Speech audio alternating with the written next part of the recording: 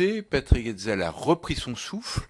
Ce n'est plus le rapporteur pour avis des crédits de la recherche, mais l'orateur du groupe UMP sur les crédits enseignement supérieur qui va prendre la parole. Merci beaucoup, Monsieur le Président. À mon tour, je voudrais évidemment féliciter notre collègue Aymeric Breillet pour le travail qu'il a réalisé et surtout le remercier d'avoir choisi cette thématique du doctorat. C'est un sujet dont nous avons eu l'occasion de parler eh bien, dans l'hémicycle aussi au moment du débat de la loi concernant l'enseignement supérieur et la recherche, et ça mérite effectivement une attention toute particulière, mais j'y reviendrai dans quelques instants. Alors je voudrais tout d'abord quand même revenir sur quelques éléments qui ont trait au budget. Et ensuite revenir sur l'aspect plus thématique. Ce qui est très surprenant, c'est aussi la discussion de la semaine dernière avec Madame la Ministre qui, dans un premier temps, insiste sur le fait que eh bien, la précédente majorité n'aurait pas financé le glissement vieillesse technicité pour les universités. Mais en même temps, tout en indiquant cela, ce qui est surprenant, c'est de voir que cette année, le budget ne le prend pas en compte. Donc de deux choses l'une. Ou alors il y avait un véritable problème, auquel cas il convenait quand même en saine gestion publique de le traiter. Mais en fait, le choix qui a été fait est de dire on crée 1000 postes supplémentaires. Très bien, mais si vous créez 1000 postes supplémentaires, s'il y a un problème de GVT, eh bien, vous n'arriverez pas à véritablement les créer. C'est-à-dire que, en fait, ce seront des postes en trompe-l'œil et qui ne pourront pas être occupés parce qu'en réalité, la masse salariale qui sera mobilisée, elle le sera à ce moment-là sur le GVT et on ne pourra pas créer de postes supplémentaires. Donc, il y a vraiment, de ce point de vue-là, je dirais un double discours et ça, c'est assez embêtant. Parce que, ou alors il y a un problème de GVT et c'est ça qu'il fallait prioriser, ou alors il n'y avait pas de problème de GVT. D'ailleurs, on voit bien les explications de ce point de vue-là sont un peu confuses de la part du ministère. S'il n'y a pas de problème de GVT, on est dans autre chose, mais à ce moment-là, ne faisons pas le reproche à la précédente majorité sur cette question-là. J'en viens sur un autre volet. Je crois que c'est effectivement intéressant de regarder le document le bleu budgétaire, les trois chantiers qui sont privilégiés par le gouvernement. Bon, je ne veux pas les développer tous les trois, mais ce qui est très surprenant, c'est que l'on utilise le terme de réussite étudiante. Et effectivement, c'est un sujet.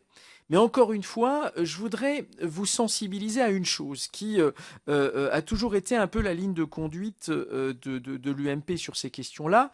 La réussite étudiante n'est pas une fin en soi. Obtenir un diplôme, parce que c'est comme ça que cela a été défini avec les indicateurs du PAP, donc le programme annuel de performance, on dit c'est l'obtention du diplôme. Et d'ailleurs, regardez, le précédent orateur a mis l'accent sur cette question d'obtention du diplôme. En fait, l'obtention du diplôme n'est pas une fin en soi, il faut que le diplôme contribue à insérer. Parce que c'est comme ça que les jeunes construiront leur dignité et construiront justement leur devenir à la fois personnel et professionnel. Et donc, je crois qu'il ne faut pas dissocier. Or, le ministère parle souvent de réussite en tant que telle, comme si eh bien, on n'avait pas à se préoccuper de la dimension emploi et de la dimension insertion professionnelle. Là aussi, évitons de cloisonner. Et je crois que l'un des points clés, c'est de ne pas perdre de vue cette question de l'insertion professionnelle et donc du rôle que l'enseignement supérieur, avec plus de 2,4 millions de jeunes dans le post-bac, doit avoir pour, là aussi, améliorer cette question de la formation. Et donc, ça ne peut se faire qu'en ayant une discussion très étroite avec les milieux professionnels. Et ça, c'est un point sur lequel il faut continuer à travailler. Et d'ailleurs, et je fais le lien avec la deuxième partie, celle développée par Aymeric Breillet autour du doctorat, c'est un point sur lequel il l'indique très clairement, il faut travailler davantage. Alors, la thématique du doctorat, comme je le disais, elle est très pertinente. Lorsqu'il indique que le diplôme est culturellement déconsidéré, oui, c'est un vrai sujet en France.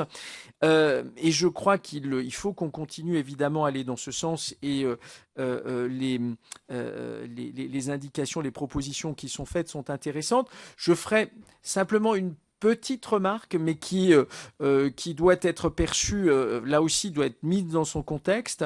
Je pense que si l'on veut véritablement valoriser le doctorat, il ne faut pas oublier les jeunes qui sont dans nos grandes écoles.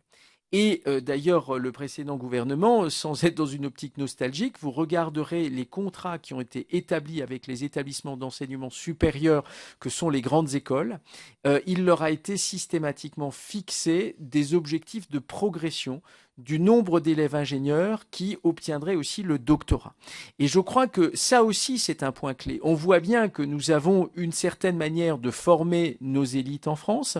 Et si l'on veut reconsidérer un diplôme tel que le doctorat, il faut faire en sorte que tous les lieux de formation de nos élites, eh bien, puissent là aussi valoriser le doctorat. Et donc, je crois que ça doit être un travail de plein exercice sous toutes les facettes. Et mon petit regret dans ce travail d'Aymeric Brier, c'est de ne pas avoir mis la focale sur le rôle que les grandes écoles elles-mêmes peuvent jouer dans le dispositif de développement du doctorat.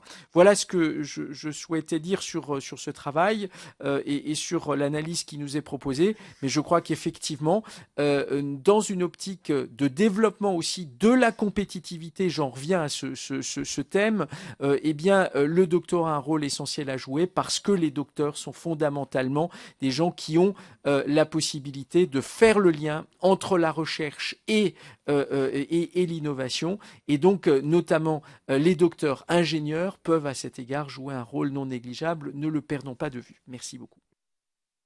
Merci Patrick Hetzel.